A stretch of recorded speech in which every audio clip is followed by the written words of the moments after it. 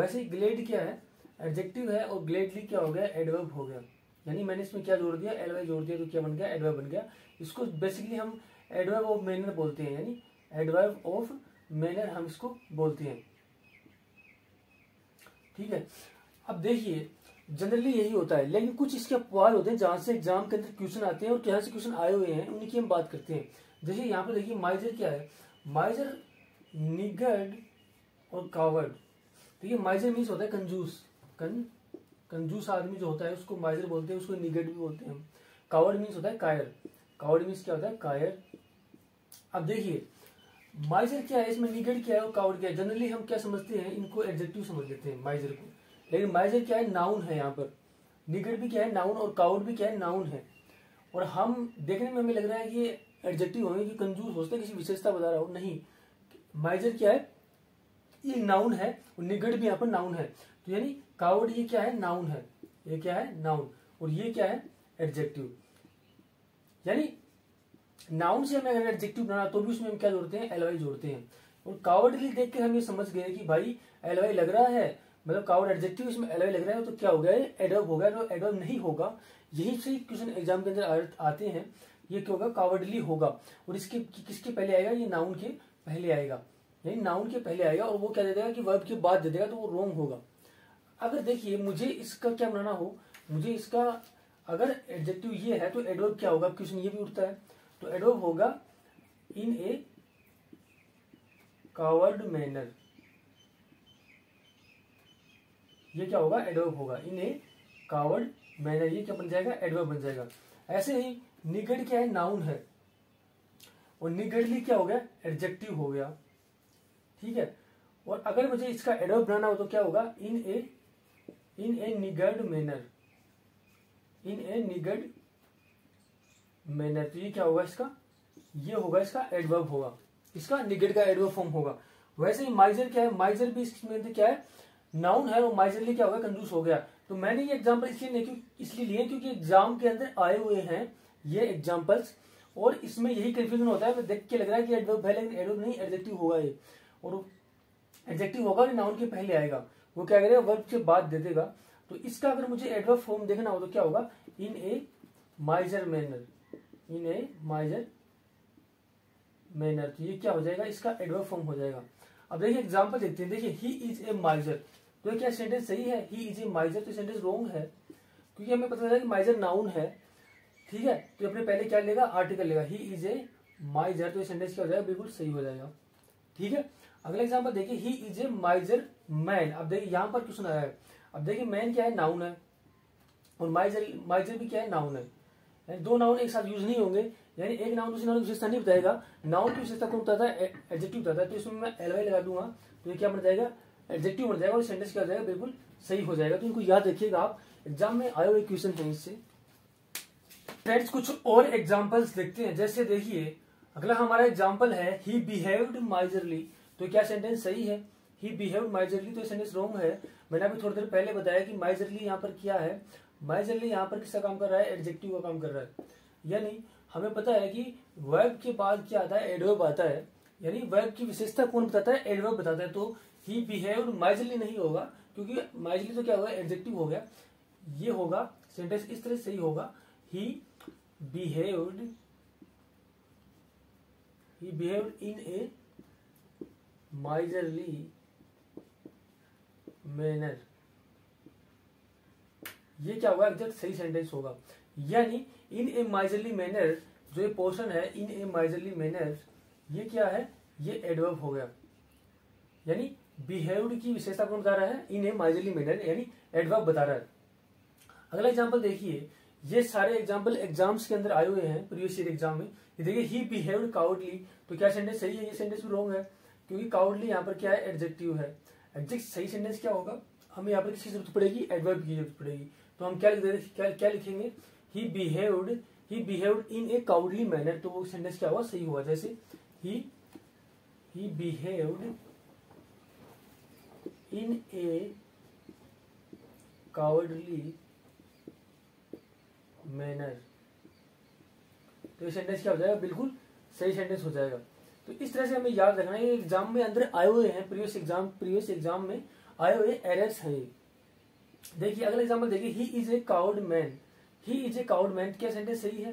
अभी देखने में हमें सही लग रहा है, क्योंकि हमने सोचा कि भाई काउड क्या है, यहाँ पर एडजेक्टिव है और ये किसी मैनर की विशेषता है, लेकिन सेंटेंस रॉन्ग होगा।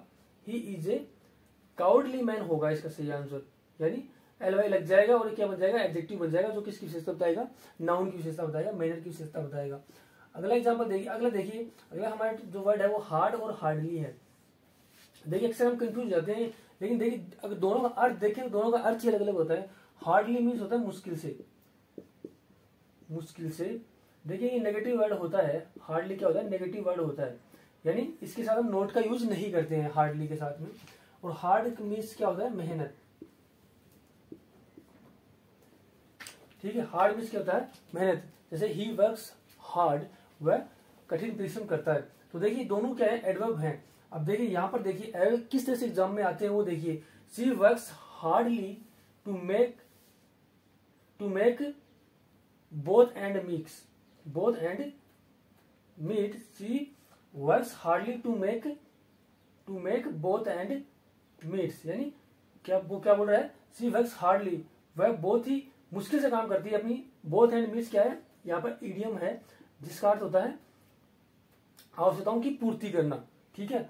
तो यहाँ पर हार्डली ना होकर क्या यूज होगा, हार्ड यूज होगा, hard. She works hard to make both end meets, यानी वह कठिन परिश्रम करती है अपनी आवश्यकताओं की पूर्ति के लिए। अगला एग्जाम्पल देखिए, she hardly does any work, यानी वो मुश्किल से कुछ काम करती है।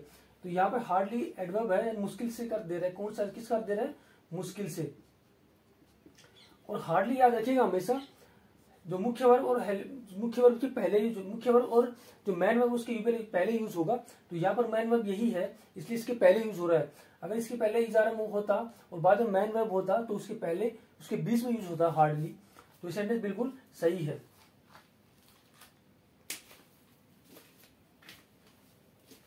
देखिए फ्रेंड्स, कुछ वर्ड्स देखते हैं जिनमें हम अक्सर कंफ्यूज हो जाते हैं और जिनमें हम मिस्टेक कर देते हैं और हमें पता भी नहीं चलता कि हमने मिस्टेक कर दी है। जैसे देखिए फॉर एवर है और फॉर ईवर है। देखिए दोनों देखने में समान लग रहे हैं, कुछ डिफरेंस नहीं लग रहा है, लेकिन ये जो फॉर एवर वाला होता है तो फॉर और ईवर दोनों ज्वाइन होते हैं, ये क्या होता है, एडजेक्टिव होता है, ये एडजेक्टिव होता है। और ये वाला क्या होता है, एडवर्ब होता है। ये इनमें डिफरेंस होता है, यानी ये तो नाउन के पहले यूज होगा और ये वर्ब्स के बाद यूज होगा। अब देखिए इसका जो अर्थ होता है वो हमेशा के अर्थ में होता है, हमेशा, और इसका भी अर्थ होता है वो हमेशा के लिए होता है, यानी हमेशा के लिए, यानी इसका अर्थ होगा हमेशा और इसका होता है हमेशा के लिए। अब देखिए एग्जाम्पल से बेटर तरीके से समझते हैं। देखिए डायमंड्स आर फॉर एवर और फॉर ईवर। अब बताइए क्या इसमें फॉर एवर यूज होगा या फॉर ईवर यूज होगा। अब देखिए हमें पता चल गया कि डायमंड्स है, उसके बाद क्या आ गया, वर्ब आ गया। हमें पता है कि वर्ब्स के बाद क्या आएगा, एडवर्ब आता है। तो हमें पता चलेगा कि तो एडजेक्टिव होता है तो आएगा ही नहीं, वर्ब जो एडवर्ब होता है वो ये होता है। तो इसका ये आंसर हो जाएगा, ठीक है। इसको आप याद रखिएगा, एग्जाम में क्वेश्चन आए हुए हैं। अब अगला सेंटेंस देखिए, I have lost my car for ever और फॉर ईवर। हमें बताना कि इसमें फॉर एवर आएगा या फॉर ईवर आएगा। आई हैव लॉस्ट यानी वर्ब होगा माई कार, तो यहाँ पर क्या आएगा, यहाँ पर आएगा फॉर एवर, हमेशा के लिए एडवर्ब आएगा, क्योंकि वर्ब के बाद क्या आता है, जनरली एडवर्ब आता है। तो इसमें भी ये आएगा और वो क्या दे देगा, ये दे देगा, ये वाला फॉर एवर दे देगा, जो रॉन्ग होगा। आपको यहाँ पर इसको ये वाला फॉर एवर होना चाहिए। अगर जो हमारा वर्ड है वो समटाइम्स है और समटाइम्स। अब देखिए दोनों में सिर्फ डिफरेंस एस का है, इसमें समटाइम्स है और ये समटाइम है। देखिए दोनों क्या है, एडवर्ब है।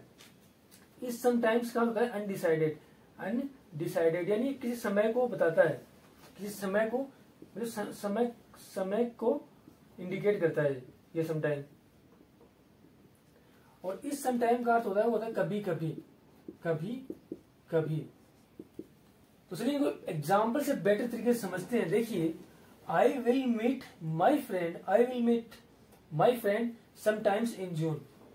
देखिए मैंने बार बार आपको बताया कि जितने मॉडल्स होते हैं उनकी बात क्या आएगी, मुख्य वर्ब की फर्स्ट फॉर्म आएगी, तो उसको याद रखिएगा। यहाँ पर सही यूज हुआ है, I will meet my friend sometime in June. अब देखिए सेंटेंस बिल्कुल सही है। अब ये बोल रहा है कि देखिए मैं मेरे फ्रेंड से मिलूंगा समटाइम इन जून, यानी जून में कभी मैं अपने फ्रेंड से मिलूंगा, यानी समय क्या है, अनडिसाइडेड है, जून में वो कब मिलेगा पता नहीं ना, कि भाई जून में 10 तारीख मिलेगा, 15 को मिलेगा, 20 को मिलेगा, तो अनडिसाइडेड होता है। तो समटाइम्स का अर्थ क्या होता है, अनडिसाइडेड। यहाँ पर देखिए वी समटाइम्स वेंट देयर, यानी यहाँ पर समटाइम्स के अंदर क्या होगा, समटाइम्स के एस लग गया तो इसका अर्थ क्या होगा, कभी कभी। वी समटाइम्स वेंट देयर, यानी वे हम कभी कभी वहां जाते थे। सेंटेंस बिल्कुल सही है। तो आपको इस तरह से सेंटेंस देखना होगा, देखने होंगे। अगला देखिए समटाइम्स वी गो देयर, यानी इसमें हमने क्या किया, समटाइम्स को पहले यूज कर लिया तो भी सेंटेंस बिल्कुल सही होगा। यानी इसको बाद में यूज करो, पहले यूज करो, कोई दिक्कत नहीं होगी। समटाइम्स वी गो देयर, कभी कभी हम वहां जाते हैं, बिल्कुल सही सेंटेंस है।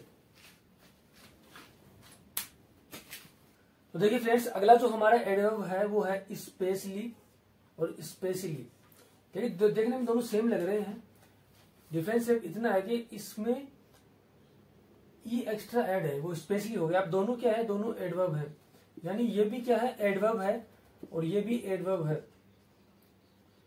इस स्पेशली का अर्थ होता है किसी खास मैनर से, किसी खास मैनर से,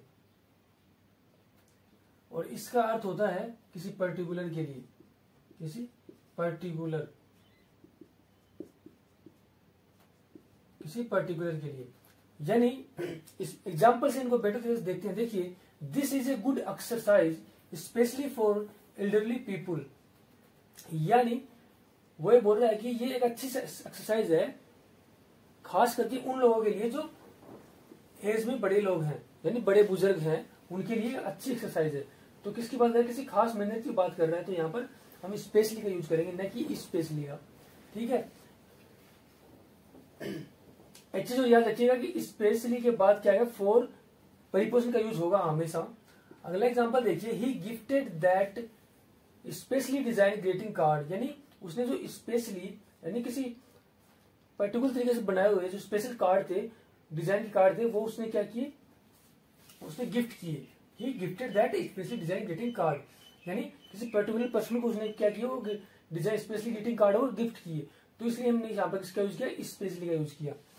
अब देखिए प्रीपोजिशन, देखिए एडवर्ब के पहले, यानी एडवर्ब के पहले प्रीपोजिशन का यूज नहीं करते हैं,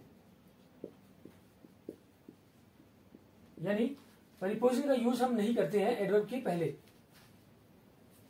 ठीक है, यानी प्रीपोजिशन एडवर्ब का यूज हम एक साथ नहीं करते हैं जनरली। अब एग्जांपल देखिए, ही केम ऑन यस्टरडे। अब हमें पता चल गया कि भाई ये क्या सब्जेक्ट है, वर्ब है, उसके बाद ये क्या हो गया, एडवर्ब हो गया। अब इसके पहले ऑन प्रीपोजिशन यूज हो रहा है जो गलत होगा, यानी एडवर्ब के पहले हम प्रीपोजिशन का यूज नहीं करते हैं, तो हम यहाँ से ऑन प्रीपोजिशन को हटा देंगे, सेंटेंस हो जाएगा ही केम यस्टरडे। ठीक है, अगला एग्जांपल देखिए, my friend has live in abroad for 10 years, यानी मेरा जो दोस्त है वो एब्रॉड में रह रहा है 10 साल से। अब देखिए एब्रॉड यहाँ पर क्या है, एडवर्ब है, और उसके पहले हम प्रीपोजिशन इन का यूज करें जो रॉन्ग होगा। यानी जनरली क्या होता है कि एडवर्ब के पहले हम प्रीपोजिशन का यूज नहीं करते, यानी एडवर्ब और प्रीपोजिशन का यूज हम साथ में नहीं करते हैं।